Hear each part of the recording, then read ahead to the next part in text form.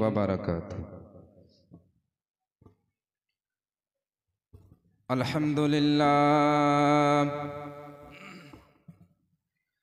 अल्हम्दुलिल्लाह नहमदुहु व नस्तईनुहु व नस्तगफिरुहु व नु'मिनु बिही व नतवक्कलु अलैहि व नऊज़ु बिल्लाहि मिन शुरूरि अनफुसिना व मिन सय्यिआति अअमालिना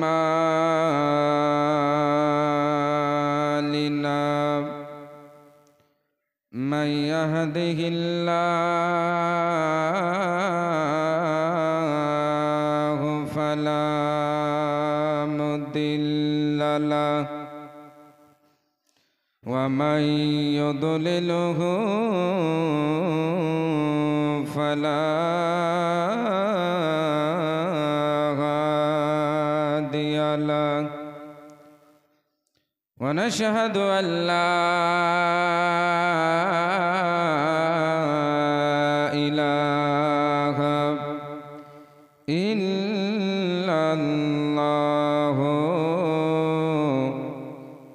व नशहदु अन्ना मुहम्मदन अब्दुहु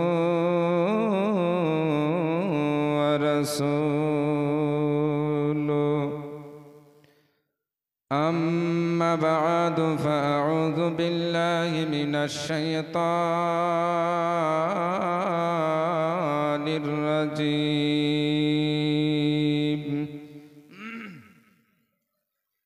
बिस्मिल्लाहिर रहमानिर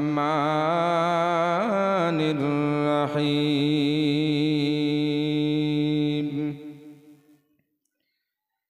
कुल इन कुंतुम तुहिब्बुनल्लाह फत्तबिउनी युहब्बिबुकुमुल्लाहु व यगफिर लकुम ज़ुनूबकुम वल्लाहु गफूरुर रहीम। सदक़ल्लाहुल अज़ीम व बल्लगना रसूलुहुन नबियुल अमीनुल मतीनुल करीम। मा काना मुहम्मदुन नबा अहदिम मिर रिजालिकुम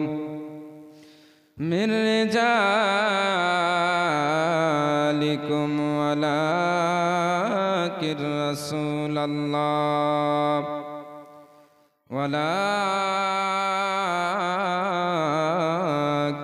रसूलल्लाहि व खातमन नबिय्यीन व कानल्लाहु बिकुल्लि शैइन अलीमा। फ़क़द क़ालल्लाहु तआला फ़ी शानि हबीबिहिल करीम। इन्नल्लाहा व मलाइकतहु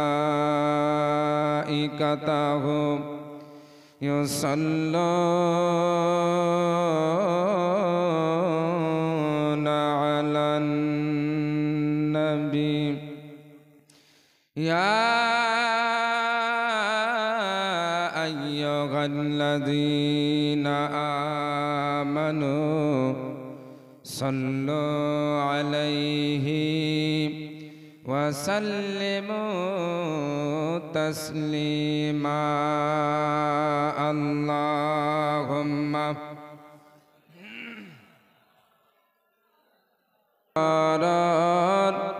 আমার जिंदगी या इलाही कबूल कर, या इलाही कबूल कर আমার बंदगी আমার জীবন আমার মরণ আমার জিন্দগি আমার জীবন আমার মরণ আমার জিন্দগি আমি যে আল্লাহ অতি অসহায় নিরাশ্রয় দুর্বল আমি যে আল্লাহ অতি অসহায় নিরাশ্রয় দুর্বল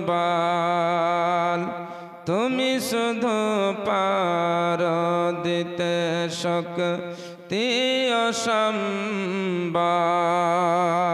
বলুন সুবহানাল্লাহ আমি যে আল্লাহ অতি অসহায় নিরাশ্রয় দুর্বল তুমি শুধু পার দিতে শক্তি অসম্বল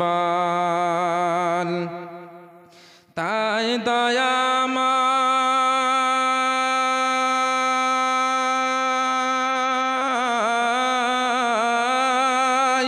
তাই দয়াময় কর গো আমায় তাই দয়াময় কর গো আমায় দিনের অনুরাগে আমার জীবন আমার মরণ আমার জিন্দগি আমার জীবন আমার মরণ আমার জিন্দগি তুমি কারো ঘাত কভু ফিরাও না যে যখন ঘাত তুলেছে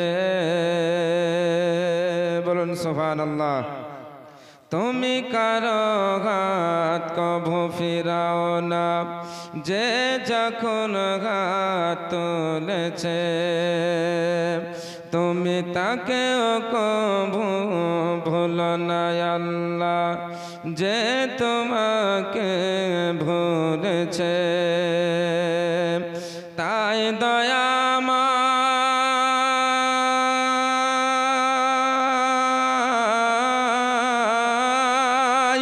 তাই দয়াময় দাও গো বকে তাই দয়াময় দাও গো বকে দিনের অনুভূতি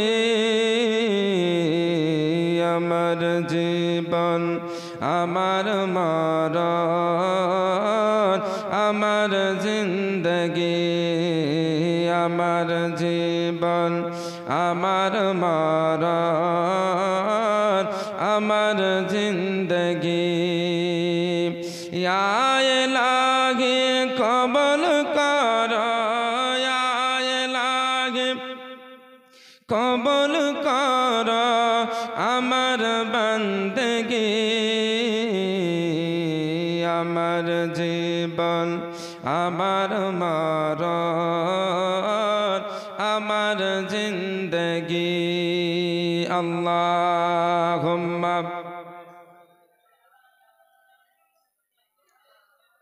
মাওলানা মুহাম্মদ ওয়া আলা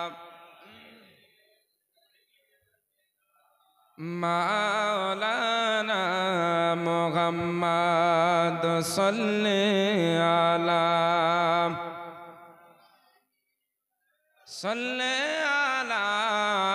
মুহাম্মদ হরদম জবান কালো পাক নামে মুহাম্মদ হরদম জবান শফিয়ানা মুহাম্মদ সাল্লাল্লাহু তাআলা আলাইহি ওয়াসাল্লাম।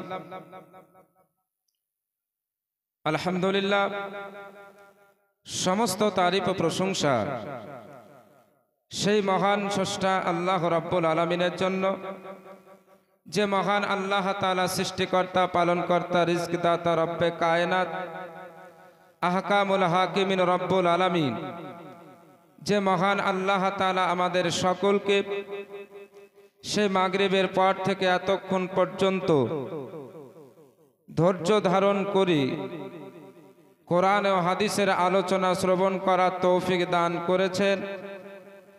শুধু তাই নয়, যে মহান আল্লাহ তাআলা আমাদের সকলকে আশরাফুল মাখলুকাত করে অর্থাৎ উত্তম সৃষ্টি জগৎ করে এ পৃথিবীর বুকে পাঠিয়েছেন, সেই মহান স্রষ্টা আল্লাহ তাআলার শুকরিয়া আদায় করি, সকলে বলি আলহামদুলিল্লাহ। তারপরে পরি দুরুদ ও সালাম শান্তির ধারা বর্ষিত হোক আকায়ে নামদার মাদানিকে তাজদার সৈয়দে আবরার ও আখিয়ার গুলশানে হস্তিকে আউয়ালিন ফাসলে বাহার নবিয়ে চামান পয়গম্বর আজম মা আমিনার লাল মরুর দুলাল হযরত আব্দুল্লাহর নয়নের তারা মা আমিনার জিগার পারা বিশ্ব জগতের সাহারা নবী মুহাম্মদুর রাসূলুল্লাহ সাল্লাল্লাহু তাআলা আলাইহি ওয়াসাল্লামের প্রতি সকলে বলি আল্লাহুম্মা আমিন। ব্রাদারান ইসলাম, সে মাগরিবের পর থেকে এতক্ষণ পর্যন্ত আপনারা বিভিন্ন উলামায়ে কেরামদের জবান থেকে কোরআন ও হাদিসের আলোচনা শ্রবণ করলেন। আমিও আপনাদের সম্মুখে উপস্থিত হয়েছি। যদি মহান রব্বুল আলামিন আমাকে কিছু বলার তৌফিক দান করেন, ইনশাআল্লাহ আমিও কিছু বলার চেষ্টা করব, যেন মহান আল্লাহ তাআলা আমাদের সকলকে সঠিক শ্রবণ করার, বুঝার ও মান্য করার তৌফিক দান করেন। সকলে বলি আল্লাহুম্মা আমিন।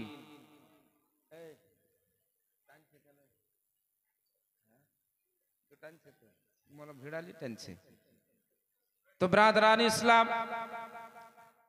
আজকে আপনারা সকলেই জানেন যে মাদ্রাসাতে একটি মাহফিলের আয়োজন করা হয়েছে। জালসা শুধু মাদ্রাসার তালেবে ইলম শুনবে আর গ্রামের মায়েরা শুনবে নাকি? গ্রামের মা ও বোনেরা আর মাদ্রাসার তালেবে ইলম ছাড়া যারা এখানে পুরুষ আছে তাদের তো সব জানা শ্রবণ করার কোনো দরকার পড়ে না। ব্রাদারান ইসলাম, যদি বাইরে প্রচার হতো তাহলে এই গ্রামের মানুষেরা জবাব কি দিত?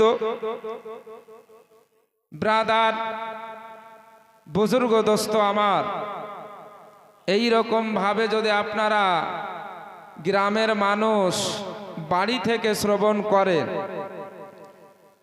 তাহলে আগামী দিনে যে আগামী কাল জীবনী জালসার আয়োজন আছে, আজও আছিল, আগামী কালও হবে। তো বক্তা শ্রোতা যদি না পায় তাহলে বক্তার বক্তব্য ফুটে না।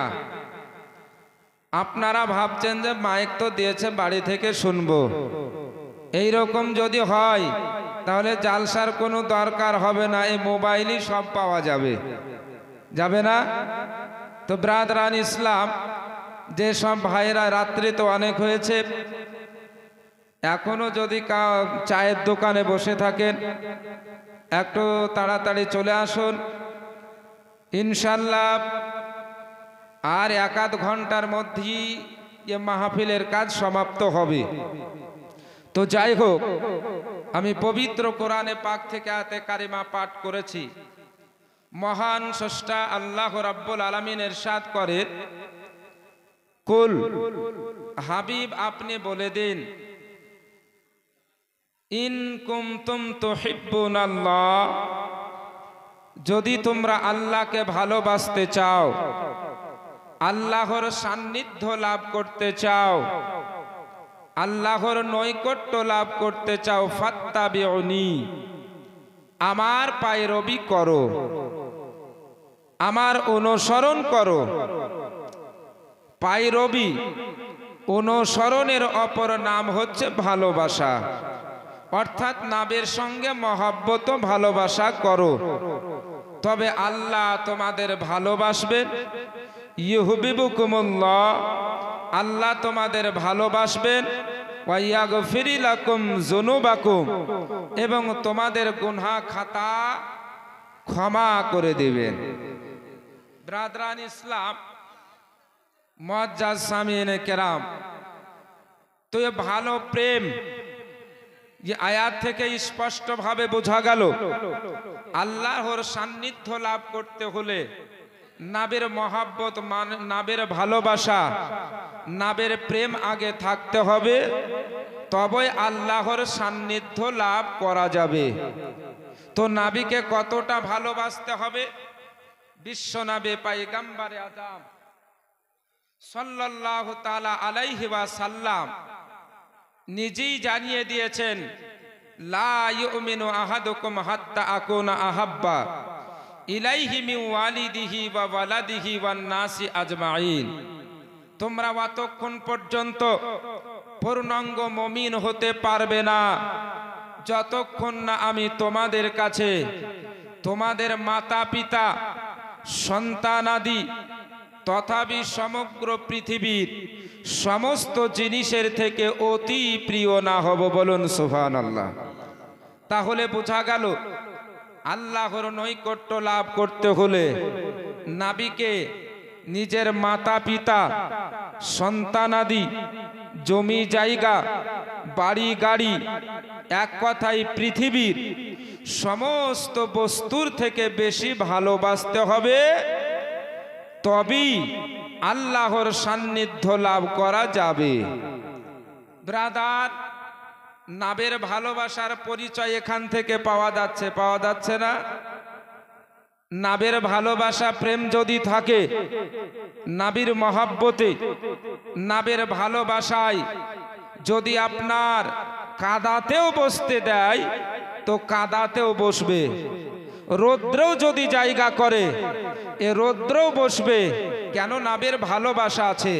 আর যদি বলে মুখে শুধু নবীকে ভালোবাসি, অন্তরে নবীর ভালোবাসা নাই, তাহলে আপনি যদি মখমলের বিছানা করে দেন তবুও সেই জায়গাতে আসবে না। ব্রাদারান ইসলাম, তাহলে বোঝা গেল নবীকে ভালোবাসতে হবে কতটা?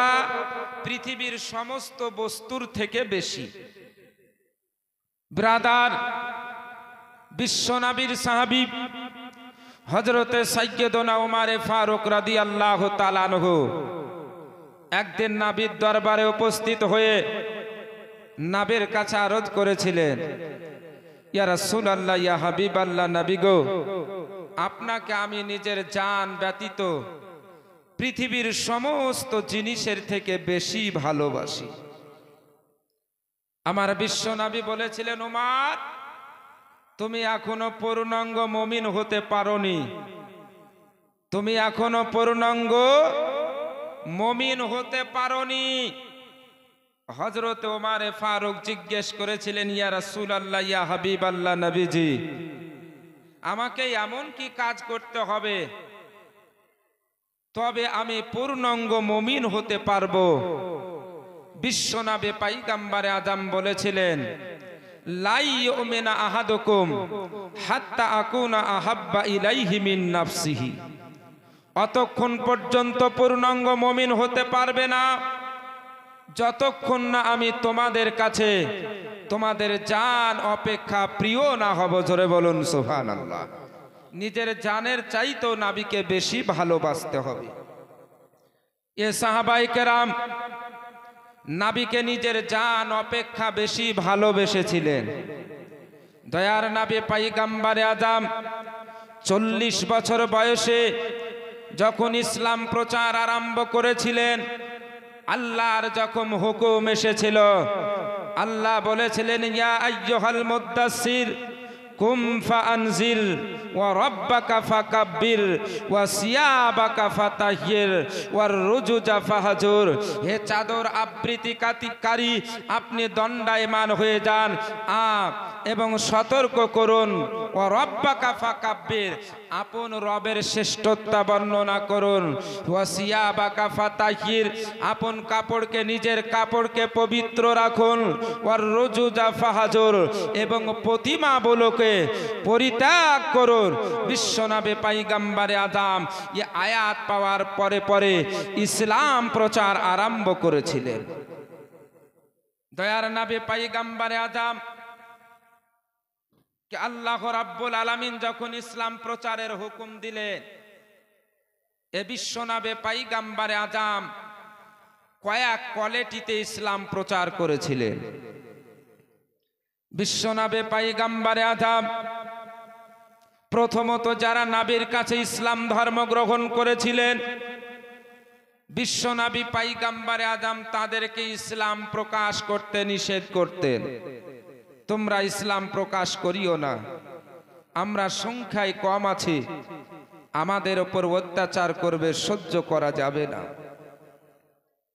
বিশ্বনবী পয়গম্বরে আযম যখন আপনার এইভাবে ইসলামের দাওয়াত আরম্ভ করলেন, বিশ্বনবী পয়গম্বরে আযম সাল্লাল্লাহু আলাইহি ওয়াসাল্লামের ডাকে সাড়া দিয়ে দয়ার নবী পয়গম্বরে আযমের প্রথমা বিবি হযরতে মা খাদিজাতুল কুবরা রাদিয়াল্লাহু তাআলা আনহা ইসলাম ধর্ম গ্রহণ করলেন। জোরে বলুন সুবহানাল্লাহ। মহিলাদের মধ্যে সর্বপ্রথম হযরতে মা খাদিজা রাদিয়াল্লাহু তাআলা আনহা ইসলাম ধর্ম গ্রহণ করেছিলেন। পুরুষদের মধ্যে সর্বপ্রথম যিনি ইসলাম ধর্ম গ্রহণ করেছিলেন তার নাম হচ্ছে হযরতে আবু বকর সিদ্দিক রাদিয়াল্লাহু তাআলা আনহু। দয়ার নবী পয়গম্বরে আযমের চাচাতো ভাই।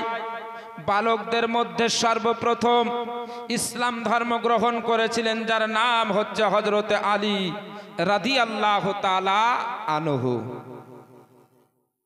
এবং গোলামদের মধ্যে সর্বপ্রথম যিনি ইসলাম ধর্ম গ্রহণ করেছিলেন তার নাম হচ্ছে হযরতে যায়েদ বিন হারিসা রাদিয়াল্লাহু তাআলা আনহা। এইভাবে ইসলামের মধ্যে আস্তে আস্তে সর্বপ্রথম যিনারা ইসলাম ধর্ম গ্রহণ করেছিলেন 7 জন ব্যক্তি অথবা 8 জন ব্যক্তি। ওই 7 ও 8 জনের মধ্যে একজনের নাম হচ্ছে হযরতে বেলাল রাদিয়াল্লাহু তাআলা আনহু। জোরে বলুন, আর একটু জোরে। হযরতে বেলাল, এ বেলালকে কে জানে না? আমরা সকলেই জানি যে বেলাল রাদিয়াল্লাহু তাআলা আনহু নবী পাকের বিশিষ্ট মুয়াজ্জিন ছিলেন। যে বেলাল রাদিয়াল্লাহু তাআলা আনহু সম্পর্কে বিশ্বনবী পয়গম্বরে আযম বলেছেন যে বেলাল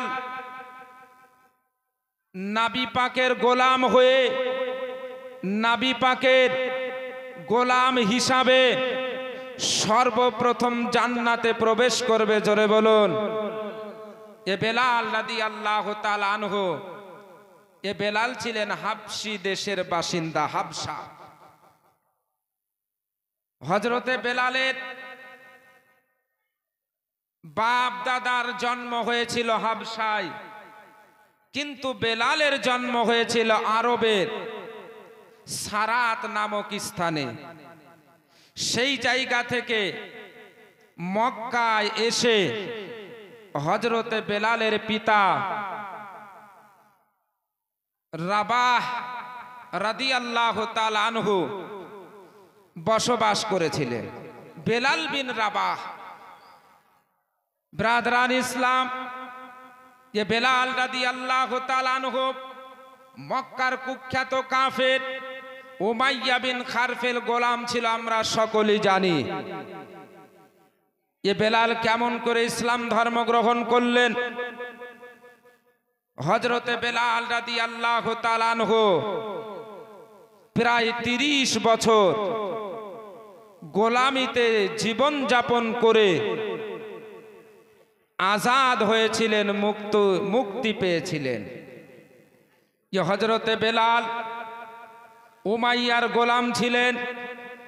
যে উমাইয়া একদিন সকাল বেলায় তার কুরাইশ বংশের বড় বড় সর্দারদের সঙ্গে করে, যার মধ্যে আবু জাহেল, আবু লাহাব, আবু সুফিয়ান ইত্যাদি ছিল, তাদেরকে সঙ্গে করে বাইতুল্লাহর নিকটে চলে যায়। এ বাইতুল্লাহ যখন চলে যায়, গোলামরা একটু আরাম পায়। একটা গাছের ছায়াতলে বসে গোলামেরা এক জায়গায় বসে আরাম করছে, কথাবার্তা করছে। আর ওই জায়গা থেকে ওই কুরাইশ বংশের বড় বড় সর্দারদের কথাগুলা এ গোলামদের কর্ণকহর পর্যন্ত পৌঁছাচ্ছে। ওই যে কুরাইশদের সর্দার ছিল, ওই সর্দারদের মধ্যে সর্বপ্রথম আবু জাহেল বলে উঠল, মুহাম্মদ সাল্লাল্লাহু আলাইহি ওয়াসাল্লাম সত্যি কি আল্লাহর পয়গম্বর? তাকে এত কষ্ট বেদনা দুঃখ দেওয়ার পরেও ইসলাম প্রচার করা বন্ধ করা যায় না, কারণটা কি? বুজুর্গ দোস্ত আমার, বিশ্বনবী পয়গম্বরে আদব সাল্লাল্লাহু তাআলা আলাইহি ওয়াসাল্লামের ব্যাপারে এইভাবে মক্কার কাফেরেরা, মক্কার মুশরিকেরা আপনার কুমন্ত্রণা প্রকাশ করছিল, কুধারণা আপনার করতেছিল, নবী পাকের শানে গোস্তাকে করতেছিল। আবু জাহেলের কথা শেষ হয়ে গেল। এমত সময় আপনার আবু সুফিয়ান বলতে আরম্ভ করলো, সে তো এক খোদা ছাড়া দ্বিতীয় খোদা মানতে চায় না। এ ফিতনা যদি বন্ধ না করা হয়, আমাদের খোদা আমাদের প্রতি নারাজ হয়ে যাবে, আমাদের খোদা আমাদের ওপর রহমত বর্ষণ করবে না, আমাদের খোদা আমাদের মক্কা বাদ দিয়ে অন্য জায়গায় রহমত বর্ষণ করতে লাগবে। এইভাবে যখন আপনারা আবু সুফিয়ান কথাবার্তা করতেছিল, হযরতে বেলাল রাদিয়াল্লাহু তাআলা আনহু তাদের কথাগুলো আপনার গভীরভাবে শ্রবণ করতেছিলেন। আবু সুফিয়ানের কথা শেষ হয়ে গেল, হযরতে আবু সুফিয়ানের কথা শেষ হয়ে গেল, হযরতে বেলাল রাদিয়াল্লাহু তাআলা আনহু এইভাবে কথাগুলা চিন্তা ভাবনার সঙ্গে শ্রবণ করতেছিলেন। আর হযরতে বেলাল রাদিয়াল্লাহু তাআলা আনহুর মনে যেন ইসলামের মহব্বত, ভালোবাসা আস্তে আস্তে সৃষ্টি হতে আরম্ভ করেছে। ওই বেলাল, যে বেলাল রাদিয়াল্লাহু তাআলা আনহু নবী পাকের নবুয়ত প্রকাশ করার আগে বিশ্ব নবী পয়গম্বর আদমের সঙ্গে সাক্ষাৎ করেছিলেন, নবীর সঙ্গে মোলাকাত করেছিলেন, আমার বিশ্ব নবীর সঙ্গে দেখা করেছিলেন। হযরতে বেলাল রাদিয়াল্লাহু তাআলা আনহু বিশ্ব নবীর ব্যবহার দেখে, বিশ্ব নবীর চরিত্র দেখে মুগ্ধ হয়েছিলেন। হযরতে বেলাল রাদিয়াল্লাহু তাআলা আনহুর ওই কথাগুলা যেন স্মরণে চলে আসে।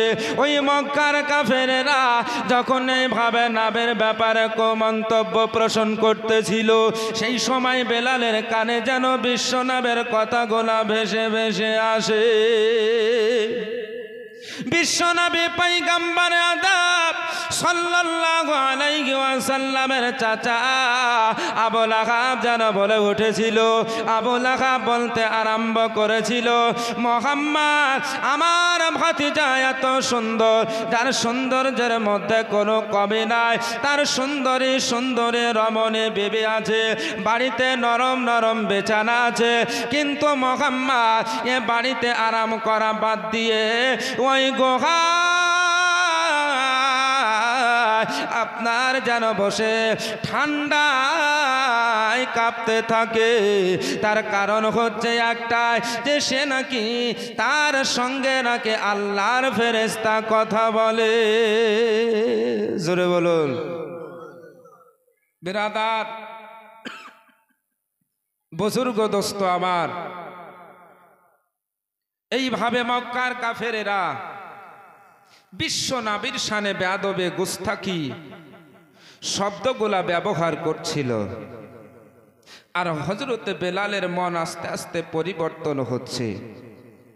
হযরতে বেলাল রাদিয়াল্লাহু তাআলা আনহু আস্তে আস্তে যেন কুফর শিরকের অন্ধকার থেকে উজালার দিকে তার জ্ঞান যেন ফিরে আসে।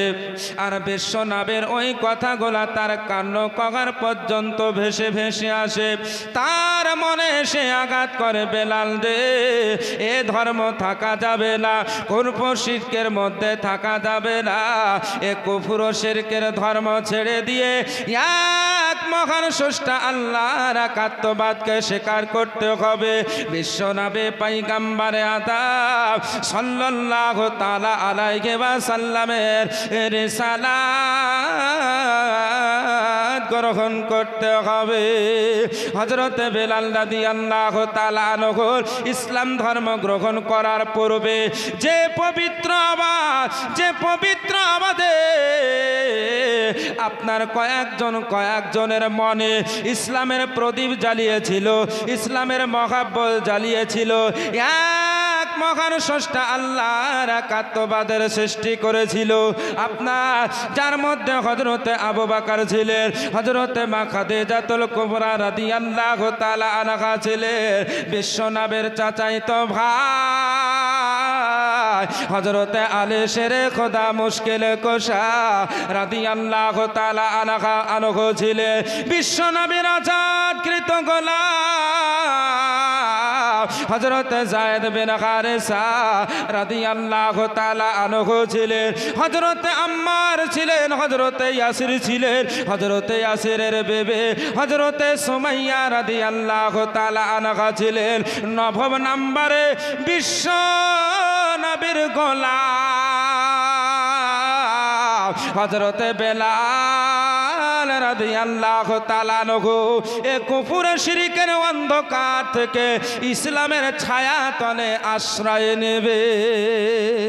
জোরে বলো বুজুর্গ দোস্ত আমার, বিশ্ব নবী পয়গম্বরে আদম আপনার যখন ইসলাম প্রচার করতেন, যারা ইসলাম ধর্ম গ্রহণ করতেন তাদেরকে দয়া নবী যে বলতেন, তোমরা ইসলাম প্রকাশ করবে না, ইসলামকে তোমরা প্রকাশ করবে না, মক্কার কাফেরদের অত্যাচার সহ্য করতে পারবে না, মক্কার বেদিনদের অত্যাচার সহ্য করতে পারবে না, তোমাদের ওপর এত অত্যাচার করবে, এত নির্যাতন করবে, এত তোমাদের আঘাত করবে, সহ্য করতে পারবে না। সেই জন্য সাহাবায়ে কেরাম যারা নবীর কাছে কালেমা পড়ে ইসলাম ধর্ম গ্রহণ করেছিলেন, নিজের ইসলামকে ছুপিয়ে রাখতেন, ইসলামকে প্রকাশ করতেন না। হযরত আব্দুল্লাহ ইবনে মাসউদ রাদিয়াল্লাহু তাআলা আনহু বর্ণনা করেন, মক্কার বুকে সর্বপ্রথম যিনারা ইসলাম ধর্ম প্রকাশ করেছিলেন, যার মধ্যে দয়ার নবী পয়গম্বরে আদম হযরতে আবু বকর সিদ্দিক রাদিয়াল্লাহু তাআলা আনহু, হযরতে সুমাইয়া, হযরতে মেগদাদ, হযরতে সুবাইব রুমি, হযরতে বেলাল রাদিয়াল্লাহু তাআলা আনহু, এই 7 জনের মধ্যে আপনার নবী আর আবু বকর ব্যতীত এই মক্কার কাফেররা বাকি 5 জনের প্রতি এত অত্যাচার করেছিল, এত নির্যাতন করেছিল, কখনো আগুন জ্বালিয়ে ওই আগুনের ওপর সাহাবায়ে কেরামদের শুইয়ে দেওয়া হতো, ওই কয়লার ওপর শুইয়ে দেওয়া হতো, আপনার পিঠের চর্বি গলা গলে গলে আগুন যখন লেবে যেত, এ সাহাবায়ে কেরামদের দাঁড় করিয়ে জিজ্ঞেস করা হতো, তোমরা বলো মুহাম্মদের ধর্ম ছাড়বে কিনা, বলো আল্লাহর একাত্মবাদকে স্বীকার করেছো, ছাড়বে কিনা বলো। মক্কার কাফেরেরা যখন জিজ্ঞেস করত, সেই সময় সাহাবায়ে কেরামদের একটি কথা হতো, এক মহান স্রষ্টা আল্লাহর একাত্মবাদকে স্বীকার করেছে, নবীর রিসালাতকে গ্রহণ করেছি, আল্লাহর একাত্মবাদ ছাড়ব না, ছাড়ব না, ছাড়ব না, নবীর রিসালাত ছাড়ব না। আমার বিশ্ব নবী পয়গম্বরে আদম সাল্লাল্লাহু তাআলা আলাইহি ওয়াসাল্লামের সাহাবিয়া হযরতে সুমাইয়া রাদিয়াল্লাহু তাআলা আনহা আম্মারের আম্মি জান হযরত ইয়াসির রাদিয়াল্লাহু তাআলা আনহুর বিবি হযরত সুমাইয়া ইসলাম ধর্ম গ্রহণ করেছিলেন, যার কারণে মক্কার কাফেরেরা এত অত্যাচার করেছিল, আঘাত করেছিল, এত নির্যাতন করেছিল। হযরত সুমাইয়া রাদিয়াল্লাহু তাআলা আনহার ইসলামকে ছাড়ানোর জন্য, আল্লাহর একাত্মবাদকে ভোলানোর জন্য, নবীর রিসালাতকে ভোলানোর জন্য, এক আল্লাহর একাত্মবাদকে দূরে সরানোর জন্য, লাত মানাতের ইবাদত করানোর জন্য, লাত মানাতকে খোদা বলে স্বীকার করার জন্য হযরত সুমাইয়ার উপরে চাবুকের আঘাত করা হচ্ছে। আবু জাহেল চাবুকের আঘাত করে সুমাইয়াকে বলে, সুমাইয়া তুমি ইসলাম ছাড়বে কিনা বলো রে, বলো। তুমি মুহাম্মদের ধর্ম ছাড়বে কিনা বলো। এক আল্লাহর একাত্মবাদকে ছাড়বে কিনা বলো। এ সুমাইয়া আপনার সমস্ত প্রশ্নের জবাবে একই কথা বলতেন, এক মহান স্রষ্টা আল্লাহর একাত্মবাদ ছাড়বো না, আল্লাহর একাত্মবাদ ছাড়বো না, নবীর রিসালাত ছাড়বো না, লাত মানাতকে খোদা বলে মানবো না, হুবলের ইবাদত করবো না, আয়লাকে খোদা বলে মানবো না, আশিকাকে খোদা বলে মানবো না। হযরত সুমাইয়া রাদিয়াল্লাহু তাআলা আনহা যখন ইসলাম ধর্ম ছাড়তে রাজি হলেন, এমত অবস্থা আবু জাহেল হযরত সুমাইয়ার নাভির নিচে গুপ্ত স্থানে বর্ষার আঘাত করে হযরত সুমাইয়াকে শহীদ করেছিল। ইসলামের মধ্যে এক আল্লাহর একাত্মবাদ স্বীকার করার কারণে, এক আল্লাহর একাত্মবাদ স্বীকার করার কারণে, নবীর রিসালাতকে গ্রহণ করার কারণে, দয়ার নবী পয়গম্বরে আদম সাল্লাল্লাহু তাআলা আলাইহি ওয়াসাল্লামের রিসালাতকে গ্রহণ করার কারণে এই পৃথিবীর জমিনে সর্বপ্রথম যিনি শাহাদাত বরণ করেছিলেন তার নাম হচ্ছে হযরত সুমাইয়া। জোরে বলুন। বুজুর্গ দোস্ত আমার, ব্রাদারান ইসলাম,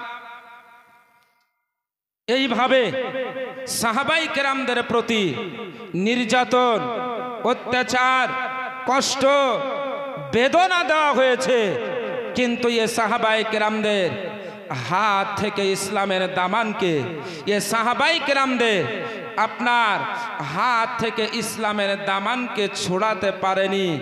আল্লাহর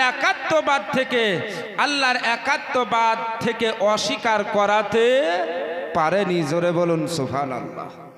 বিরাদার, এ সাহাবাই কেরাম কষ্ট, বেদনা, যন্ত্রণা, নির্যাতন সমস্তকে সহ্য করার পরেও ইসলামের ওপরে প্রতিষ্ঠিত থেকেছেন। আজ বহু জায়গা থেকে খবরে শুনতে পান মুসলমান মানে আতঙ্কবাদ, মুসলমান মানে উগ্রপন্থী, মুসলমান মানে দাহাশতগার্দ।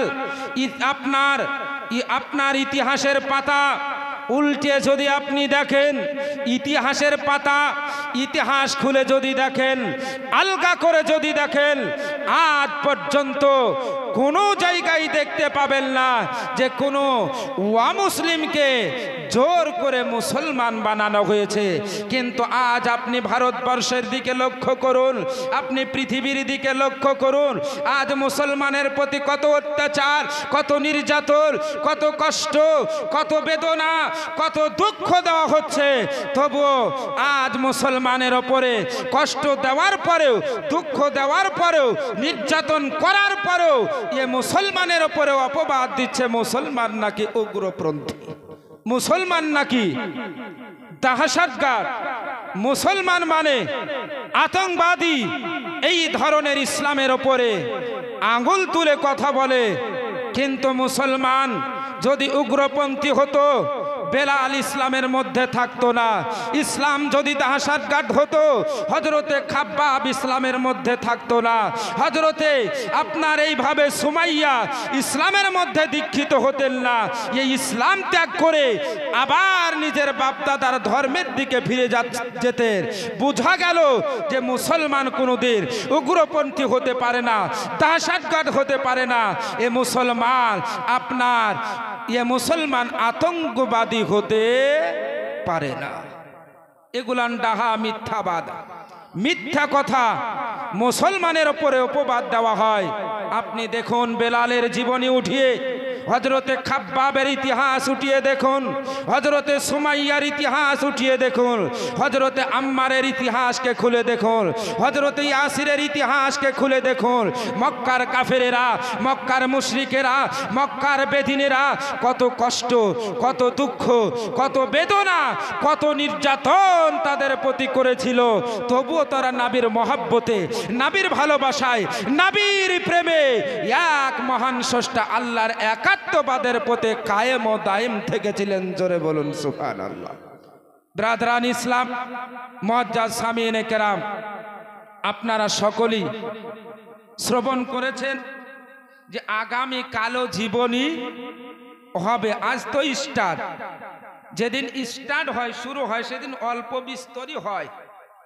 তারপরে মন ভরে, প্রাণ ভরে, প্রথমেই আপনি ধরেন কোনো জায়গাতে মেহমান গেলেন, নাস্তা না দিয়ে যদি আপনাকে পেট ভর্তি করে বিরিয়ানি খাইয়ে দেওয়ার পরে নাস্তা আনে, তো এই নাস্তা কি খাবে? তাহলে আগে নাস্তা দেয় অল্প বিস্তর খেয়ে, তারপরে বিরিয়ানি আসে, ভাত আসে, রুটি আসে, যাই আসুক না কেন পেট ভর্তি খাবার আসে। মানে হালকা ফুলকা আগে, পেট ভর্তি পরে। তো আজ হালকা ফুলকার জন্য আর আগামী কাল পেট ভর্তির জন্য। ব্রাদারান ইসলাম, সেই জন্য আমি যে জীবনী ধরেছি, যদিও আপনার রাত্রি অনেক হয়েছে আর আমাদের মাদ্রাসার তালবে ইলম সবাই এই জীবনী জানে, শোনানোর উদ্দেশ্য তো গ্রামবাসীকে, মানে গ্রামবাসী চায় যে আমরা জীবনী শুনবো, জালসাই শুনতে পাই না, জালসাই শুনতে পাই না। সেই জন্য এই জীবনীর আয়োজন করা হয়েছে। ইনশাল্লাহ আগামীকাল আপনাদের মন ভরে, প্রাণ ভরে জীবনী শোনানো হবে। সেই জন্য আর আগের দিকে না বাড়িয়ে এখানে আমার বক্তব্যের সমাপ্তি ঘোষণা করছি। একবার দরুদ শরীফ পাঠ করুন। আল্লাহুম্মা